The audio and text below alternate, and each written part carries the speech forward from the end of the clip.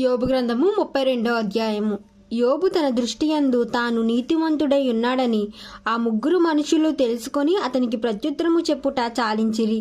అప్పుడు రామా వంశస్థుడును బూజీయుడను బరాకియేలు కుమారుడగు యోబు దేవుని కంటే తానే నీతిమంతుడగునట్లు చెప్పుకొంట చూచి అతని మీద బహుగా కోపగించెను. మరియు యోబు యొక్క ముగ్గురు స్నేహితులు ప్రత్యుత్తరమేమీ చెప్పకయే యోబు మీద దోషము మోపినందుకు వారి మీద కూడా అతడు బహుగా కోపగించెను. వారు ఎలీహు కన్నా ఎక్కువ వయసు గలవారు గనుక అతడు యోబుతో మాట్లాడవలనని కనిపెట్టి ఉండెను.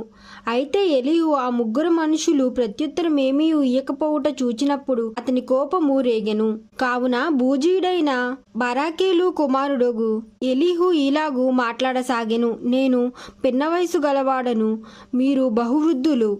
ఆ హేతువు చేత నేను భయపడి నా తాత్పర్యము మీకు తెలుపుటకు తెగింపలేదు.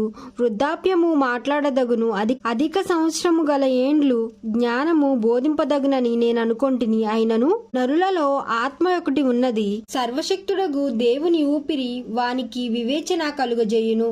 వృద్ధులు మాత్రమే జ్ఞానవంతులు కారు, బహువయసు గలవారు ఒకప్పుడు న్యాయము తెలిసినవారు కాదు. కావున నేను నా మాట అంగీకరించుడని మనవి చేసుకొనిచున్నాను. నేను సహితము నా తాత్పర్యము తెలుపుదు. ఏమి పలుకుదమా అని మీరు యోచన చేయకుండా నేను మీ మాటల కొరకు కనిపెట్టుకొంటిని. మీ అభిప్రాయములు చెవిని వేసుకుంటకై మీరు చెప్పిన వాటికి బహు జాగ్రత్తగా చెవిచ్చి తిని. అయితే మీలో ఎవరును యోబును ఖండింపలేదు, ఎవరును అతని మాటలకు ప్రత్యుత్తరమియ్యలేదు. కావున మాకు జ్ఞానము లభించినదనియు దేవుడే గాని నరుడు అతన్ని జయింపనేరడని మీరు పలుకకూడదు. అతడు నాతో వాదమాడలేదు. మీరు చెప్పిన మాటలను బట్టి నేను అతనికి ప్రత్యుత్తరమియ్యను. మీరు ఆశ్చర్యపడి ఇంకనూ ఉత్తరమియ్యకున్నారు. పలుకుటకు వారికి మాట ఒక్కటైనను లేదు. కాగా వారు ఇంకేమీ ప్రత్యుత్తరము చెప్పక ఉన్నారు.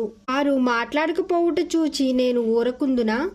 నేనియ్యవలసిన ప్రత్యుత్తరము నేనిచ్చెదను. నేను నా తాత్పర్యము తెలిపెదను.